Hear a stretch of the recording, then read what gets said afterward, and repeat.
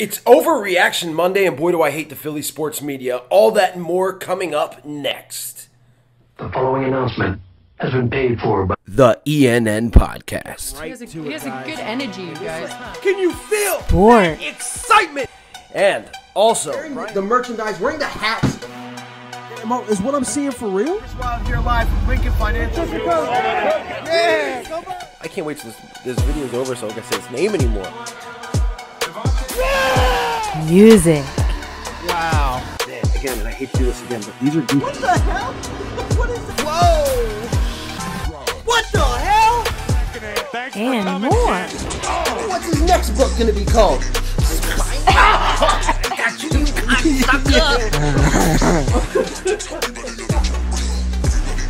did not see that coming.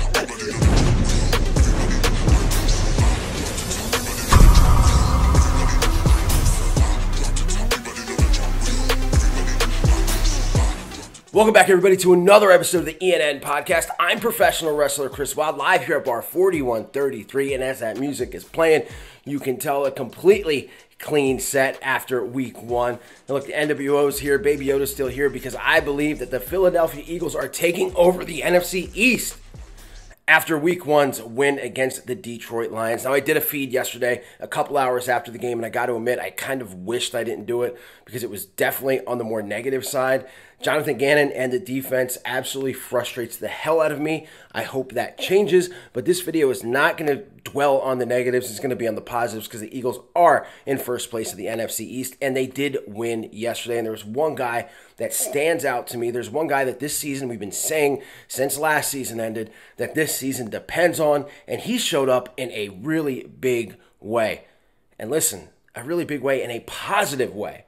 But if you turn on the radio station today in Philadelphia, you would think the Eagles lost. I mean, I listened to a couple mid-show guys today that were almost groaning, that were so disappointed. If you were, for whatever reason, under a rock yesterday, didn't watch any of the NFL, you would think that the Eagles not only lost to the Detroit Lions, but lost in a really bad way.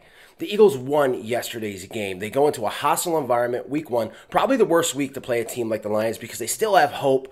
They've got a sold-out arena for the first time since 2019. The fans were loud as shit the entire game, and the team did not stop fighting for Dan Campbell, who I just don't think is a good coach, and he might have cost them the game yesterday. But that's more for a Detroit podcast than it is for this podcast. I want to talk about the guy that everybody still doubts, that everybody, for whatever reason, is still picking apart.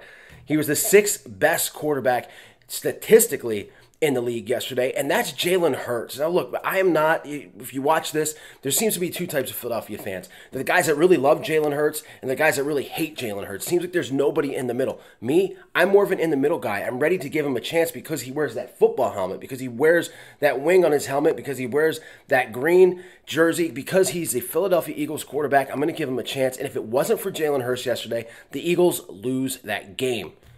To me, that game was a preseason game. The Eagles didn't tackle to the ground during training camp. They barely played their starters during the offseason with a bunch of new guys, a bunch of really good new guys. And we were wondering what the chemistry was going to be like on offense. Putting a guy like A.J. Brown, a superstar, in there, would the chemistry still be the same? Well, it was all that and more, as Jalen Hurts, when he was throwing the ball, 90% of the time it was to A.J. Brown, and that's not a bad thing. As you saw, A.J. Brown is an absolute monster, as advertised, might be better than advertised. For the people that said that Jalen Hurts can't throw, that 54-yard pass was put perfectly into A.J. Brown's hands. Couldn't have thrown a better ball. He threw a ball to A.J. Brown earlier in the game, threw a tight window that I thought was going to be intercepted. It was right on point. Now, did he have his bad throws? Sure did. I don't know if you can find a quarterback in the league that doesn't have bad throws.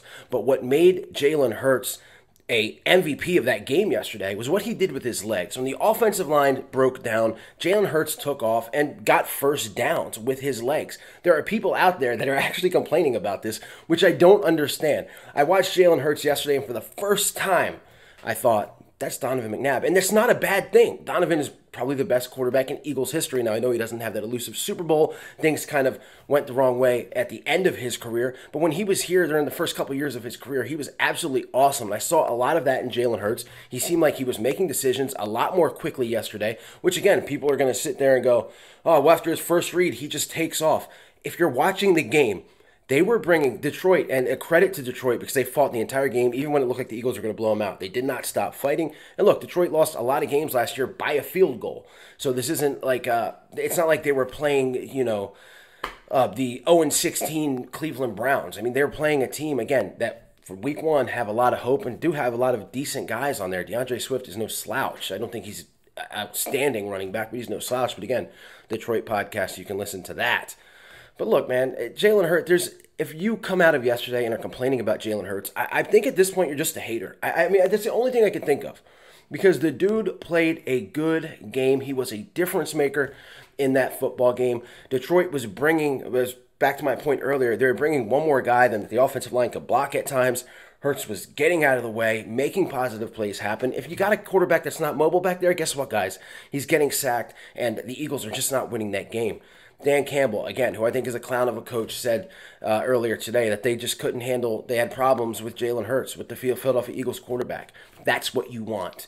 You want a player like that that can make things happen. Do I want him running 17 times a game? Hell no. Obviously not.